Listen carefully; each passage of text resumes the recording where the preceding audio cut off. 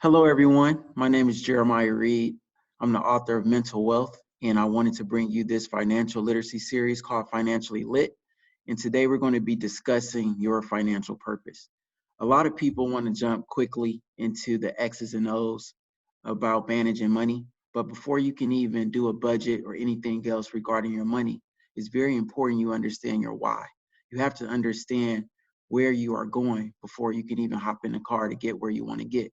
So today, to kick off this webinar series, I'm going to be discussing your financial purpose and designing that with a leadership consultant, Andrew Adeniji, my dear brother and friend. He's going to be walking us through what it looks like to design a purpose. So make sure you get your pen, you get your pencil, take great notes, because we want you to remember a healthy mindset is your greatest asset. And in order to get that started, it's going to start with your purpose. So I'm going to turn it over to Andrew, and we're going to get this party started. Thank you, Andrew.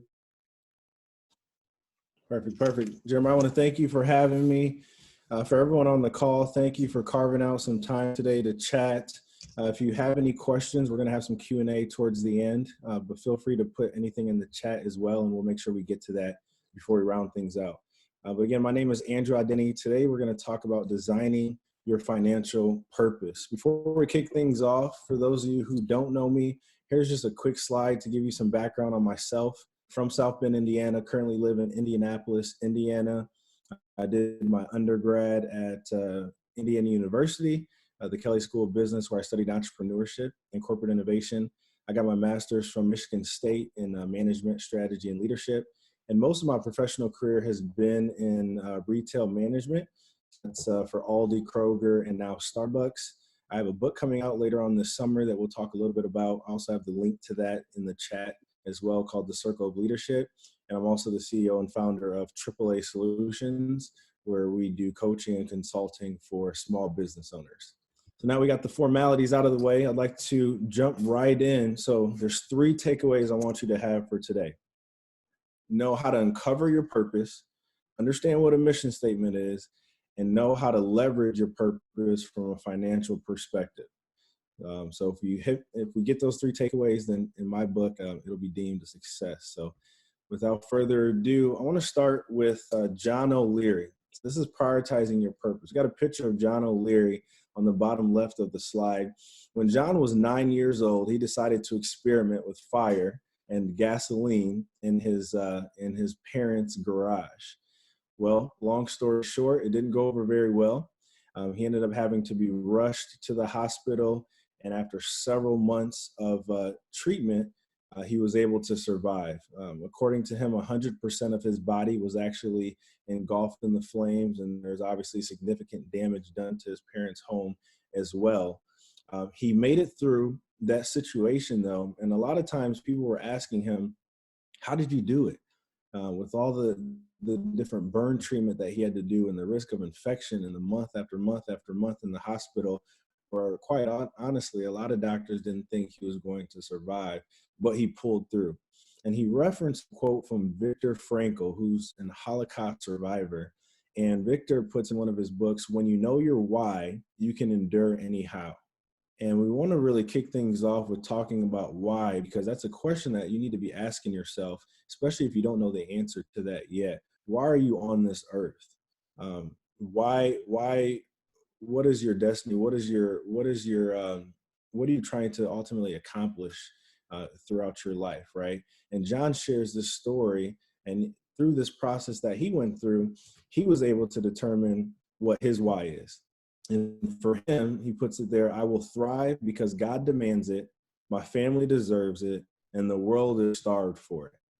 John OLeary now is a very famous public speaker and motivational speaker, travels across the world telling his story and really trying to ignite a fire in everyone to encourage them to figure out what their why is and what is their purpose. So that leads to one question. What is your why? Right? What is your why? And it's a big question. It's a tough question, right?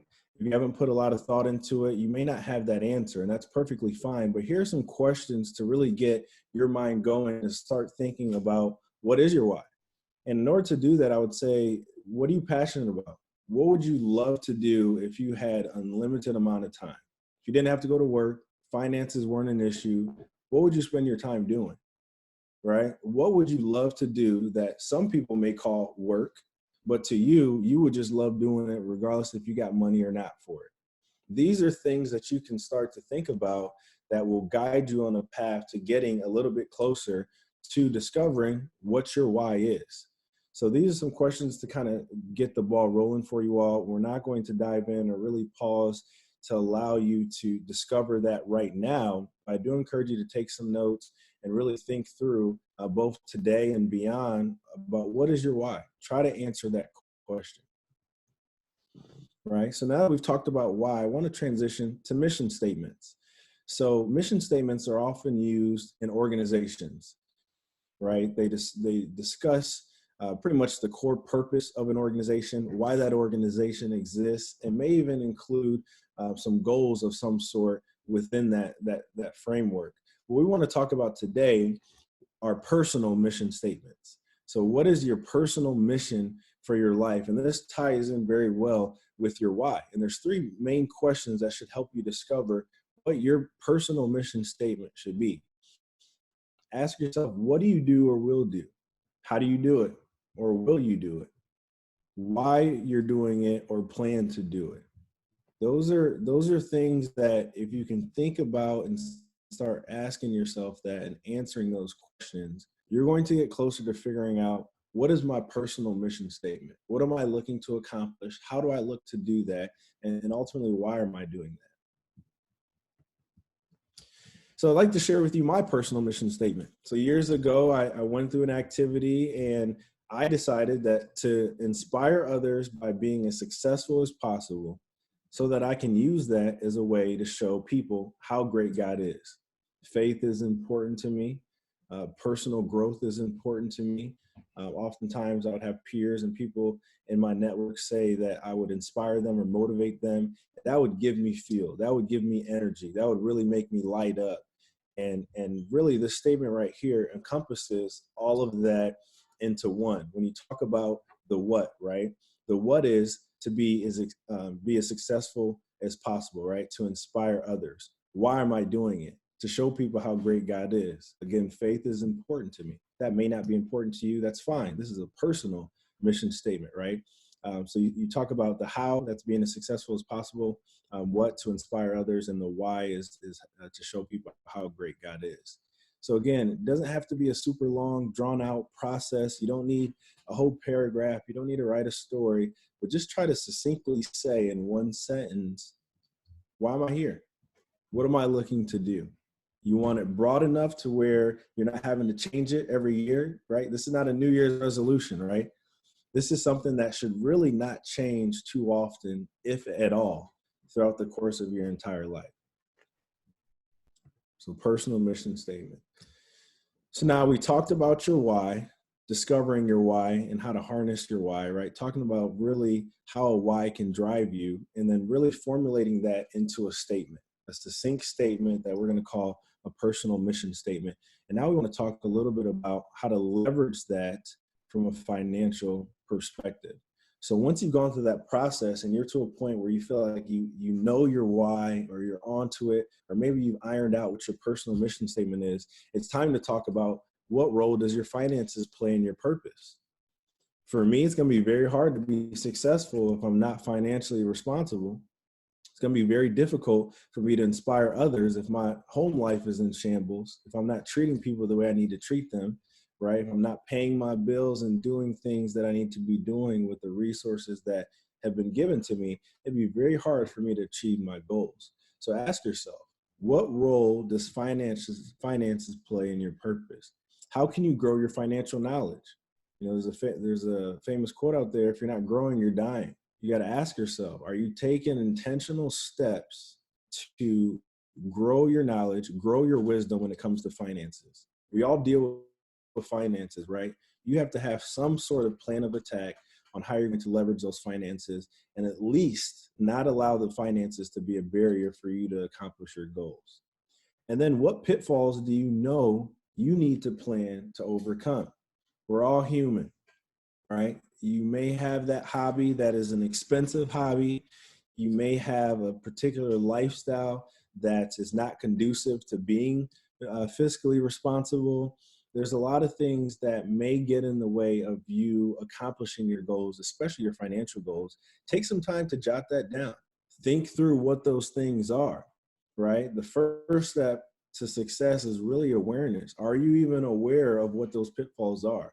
And if you're not, think through what are some of those things? What are the things that stop you from accomplishing those goals? And then start to create a plan of action to overcome those barriers. And the majority of what I want to talk about today is really rooted in your why and your purpose, because once you have that foundation, everything else is a stepping stone from there, and finances are no different, right? Your mental health, your spirituality, your physical health, those are all different components as well that play a role in you accomplishing your goals. Finances are also in that bowl, in that bucket, and play a big role in you being successful. So we also are going to transition into Jeremiah having a couple questions that he wanted to ask, and then we're also going to dive into some Q&A with the group. So we didn't want to spend too much time on the actual presentation portion. But before we transition to that, I do want to say if you'd like to get some more information on myself or schedule time to talk, to chat, where we can go into more depth about whatever it may be, please feel free to reach out to me. Again, you can see my name up here. That's the spelling, Andrew Identity. I'm on LinkedIn. It's probably my most active platform, but I'm also on Twitter and Instagram at AA_solutions. So that's AA_solutions. That's on Twitter and Instagram. And like I mentioned, to kick things off, I do have a book coming out this summer. It comes out in July. It's called The Circle of Leadership. I would really appreciate the support in purchasing that. If you consider yourself a leader, a small business owner, an entrepreneur, or even somebody of influence, I think this book will add tremendous value to you. So I sent that in the chat of the Zoom call. You can click there. There'll be a video talking a little bit more about the book, as well as give you an opportunity to pre-order the book as well. So that being said, I'd like to kick it back over to Jeremiah, and thank you guys all for paying attention during the presentation. Thank you so much, Andrew. I hope they took great notes on that. You really dropped a lot of nuggets that was very essential in order for you to be successful financially. So again, I want to thank you for spending your Saturday with me and kind of helping influence and shape and help design financial purpose for everyone on this Zoom call. So I got a couple questions for you.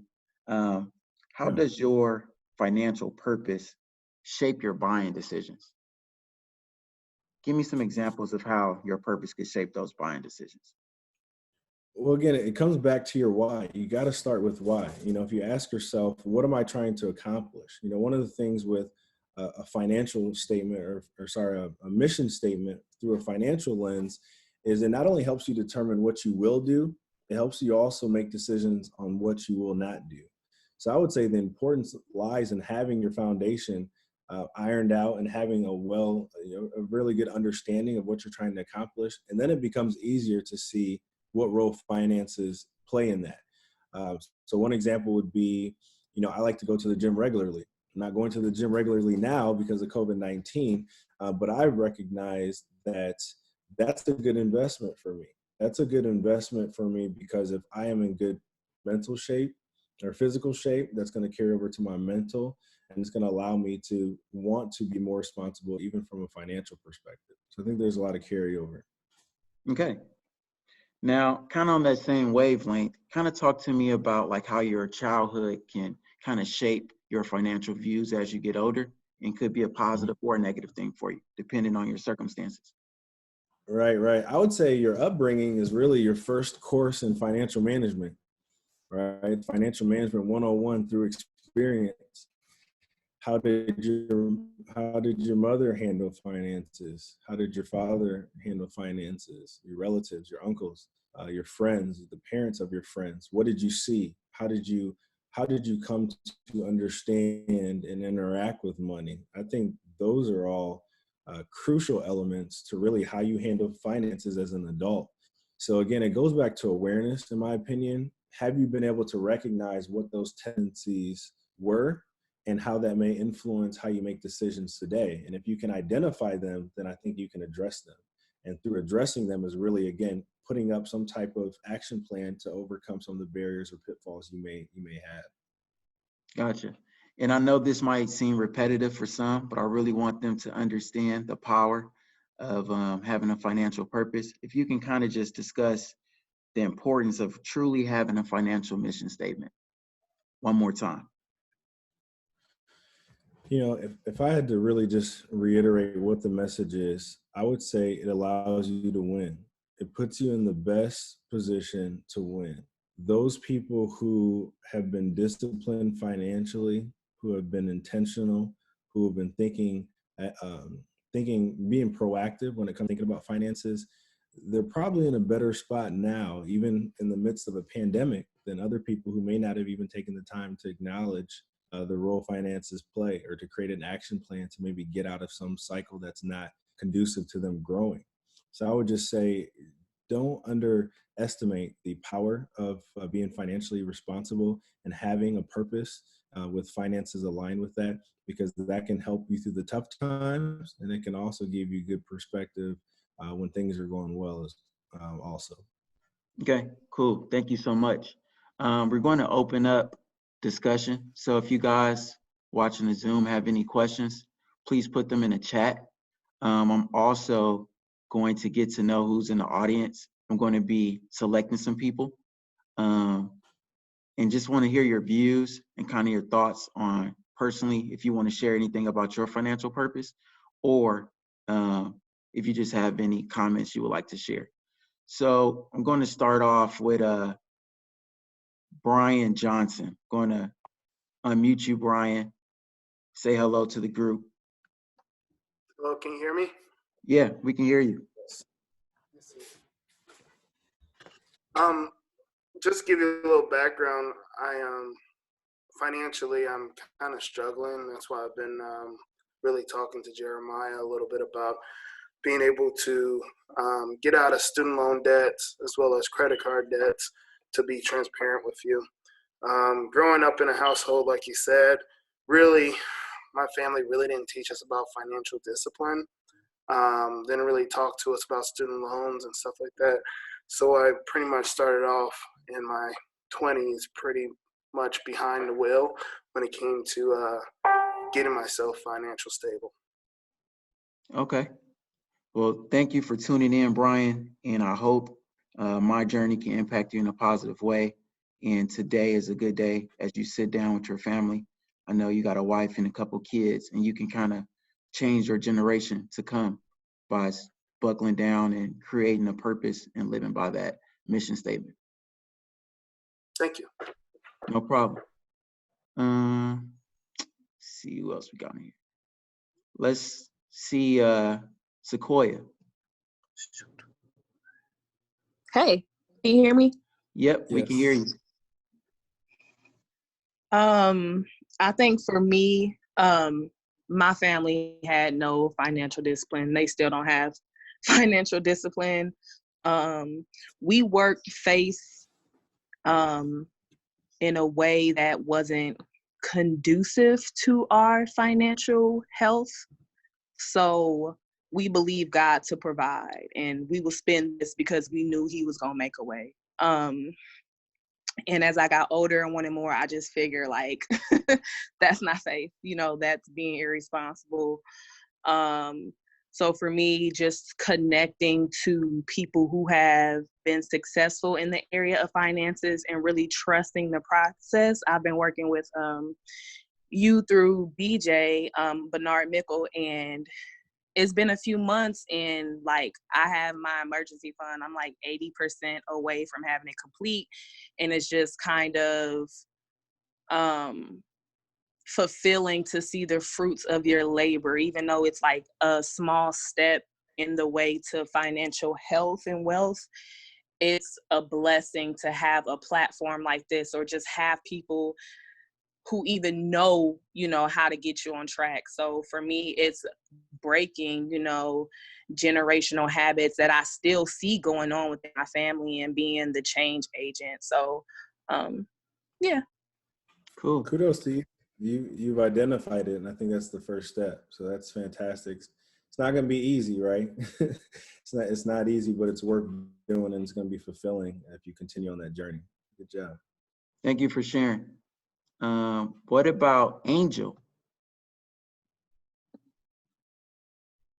Hi, everyone. So my purpose for attending is to kind of streamline going forward how I can establish financial security. I've had challenges where I've lost money due to various reasons for unemployment here and there. So like my savings was totally depleted as a single parent, minimum income, and I'm just trying to rebuild going forward and prepare to pay off student loans for grad school. So that's what I'm looking forward to learning more how to do. Okay, well, thank you for attending, Angel. I do want to let everybody know I'm going to send out a free ebook to everyone who joined today. So I'm going to be emailing that to you. So look out for that. It's pretty much using your passion to fuel your financial journey to freedom. So hopefully you guys enjoy that free gift, and it can kind of help get your mind spinning and start making those positive steps towards mental wealth. And I just want to close with a couple practical things for you guys to do once we close the screen and you go back to your everyday life. Really take your purpose or your mission statement. Once you have that crafted, I encourage you to place that somewhere that you can visibly see it every single day. This is so important. What this is going to do is constantly renew your mind. So by you seeing it in your house, on your phone, in your car, wherever you choose to place it, every time you see it, you're going to think about that why. You're going to think about what drove you to say each and every word, and it's going to help guide your decisions mentally each and every day. So I really encourage all of you to get that mission statement, that purpose statement written down and visible. The next thing I want you to do is revisit it often and not just look at it. I want you to take a second, meditate on it. Make sure you are one with what you wrote. It's kind of like becoming in love with your purpose, like making this a part of your life. Like it's no separation between your purpose and you. So everything that you do is your purpose. So meditate on that daily. And then the last thing is really, I want you to just enjoy the process, have fun. Andrew mentioned it's going to be hard. It may be very difficult at times, especially when you're the first person, like in your family, to kind of go against the grain and start doing things correctly with finances, or you're trying to teach your kids how to be great with money, or you're a single mom. I am not naive to any of those challenges, and I can relate to you on several of those. But it's so important to just relax and enjoy the process. Take each bump, take each hardship with grace and understanding, and trust that, hey, if you stick to the course, things will be better. Me and my wife, we paid off over $200,000 of debt, and that was not easy by any means necessary, but each and every day got a little bit better as we got closer and closer to our goal. So I just want to encourage you to have fun on your journey. Your journey is going to be different. You can't compare it to anybody else's. It's going to be yours, and that's what's going to make it special. So if anyone doesn't have any questions, for those, I am a man of faith. I do believe in God. I want to say a small prayer. I don't want to offend anyone. So please feel free to exit the video before I say the prayer, but you will still, just as a reminder, get that free ebook. I'm going to be emailing it to you. You should have it by the end of the night. And then also too, I wrote a book, of course, called Mental Wealth, and you can pick up that copy at jeremiahreed.com. So JeremiahReed.com, and you can get a copy of Mental Wealth and get that pre-ordered. All right. So thank you for joining. I'm about to get ready and say a prayer for us, and then stay tuned for week 2, which will be next Saturday. We're going to be talking about facing your financial fears. And we're going to have another guest speaker by the name of Anthony Murdoch II. And we're going to be walking through how to go and be strong and fight those fears. All right. Dear Lord, Heavenly Father, we just come to you today. First, we just want to thank you for the opportunity, this technology, to share this platform, our views that we share today. I ask, Lord, that you be with each and every person that viewed today, that you help them craft their purpose, let them know that they're great and that you want the best for them in their finances. Lord, I ask that you give them a plan and creativity to make it out of every financial situation they are in.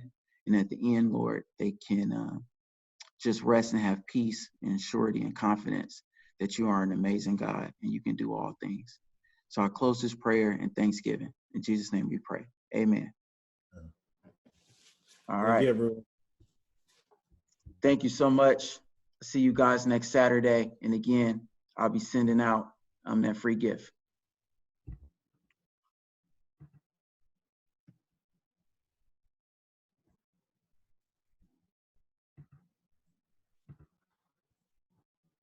Hey, Jeremiah. You hear me? Yep. Did you get Arteria question?